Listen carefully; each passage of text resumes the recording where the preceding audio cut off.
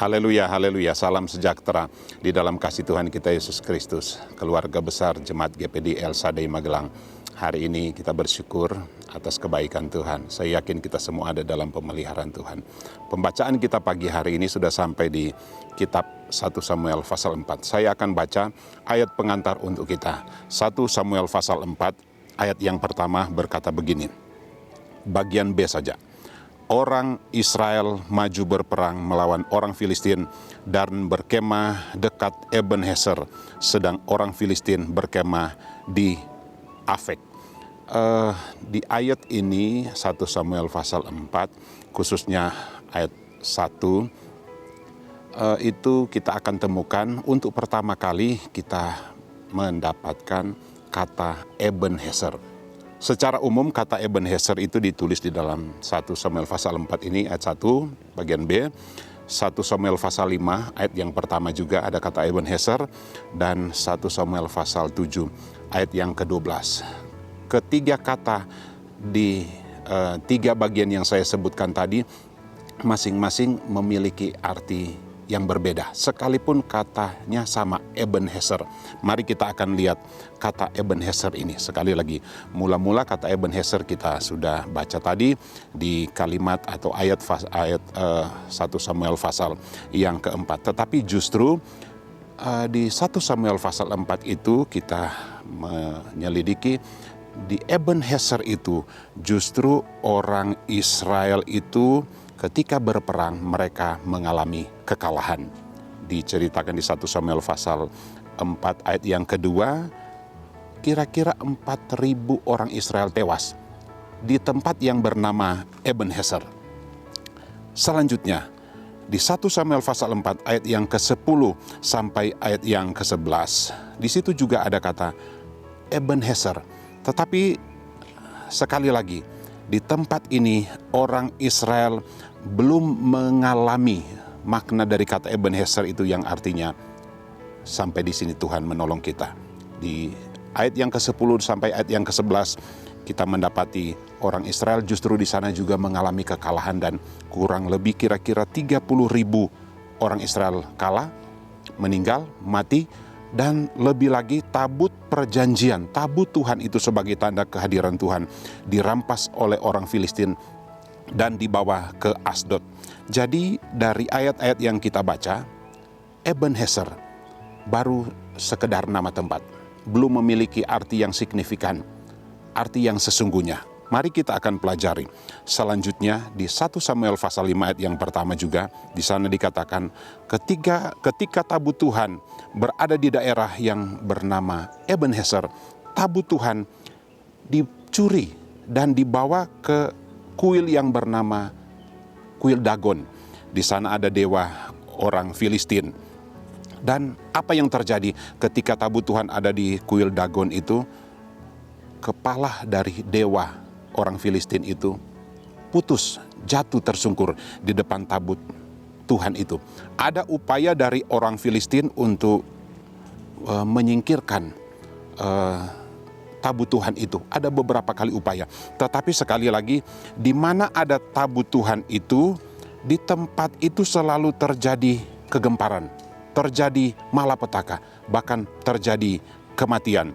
Kalau kita baca 1 Samuel pasal 5 ayat 8 dan 9, 1 Samuel 5 ayat 10 dan 11, di situ menceritakan bahwa selalu terjadi kegemparan. Selanjutnya, 1 Samuel pasal 6 ayat yang pertama, selama 7 bulan tabut Tuhan berada di tengah-tengah orang Filistin. Dan akhirnya tabut Tuhan dikembalikan di tengah-tengah orang Israel. Karena di tempat mana tabut Tuhan berada, sekali lagi selalu terjadi bencana, selalu ada kematian, ada duka cita di sana. Dan 1 Samuel pasal yang ke-7, saya akan baca untuk kita semua. Sejak saat itu, tabut Tuhan tinggal di Kiryat Yarim. Berlalulah waktu yang cukup lama, yakni 20 tahun, dan seluruh orang Israel mengeluh kepada Tuhan. Sudah ada di tengah-tengah orang Israel, tabut Tuhan, tetapi mereka masih mengeluh. Ada di satu tempat yang bernama Ebenezer, tetapi mereka masih mengalami masalah. Mungkin hal ini juga kita alami. Kita sudah percaya kepada Tuhan, tapi masih mengalami kesedihan, masih mengalami persoalan. Kita akan melihat beberapa pelajaran. Yang pertama, apa makna dari kata Ebenezer dari 1 Samuel pasal 4 dan pasal 5 bahkan pasal 7 ini. Yang pertama, orang Israel menang bukan karena mereka kuat, tetapi karena Ebenezer yang arti awalnya adalah Tuhan batu pertolongan. Jadi Ebenezer pada awalnya arti namanya adalah Tuhan batu pertolongan. Setelah bangsa Israel meninggalkan dosa, meninggalkan berhala, mereka minta ampun dan berdoa, mereka mengalami Ebenezer yang sesungguhnya. Tetapi bukan berarti mereka bebas dari masalah. 1 Samuel pasal 7 ayat yang ke-7 kita baca di sana. Setelah mereka sudah bertobat, berdoa, datanglah orang Filistin menyerbu mereka. Ini menjadi pelajaran bagi kita, sekalipun kita sudah percaya kepada Tuhan, tetapi masalah itu pasti akan kita alami. Ayub pasal 7 ayat yang pertama berkata, bukankah hidup manusia harus bergumul di dunia ini?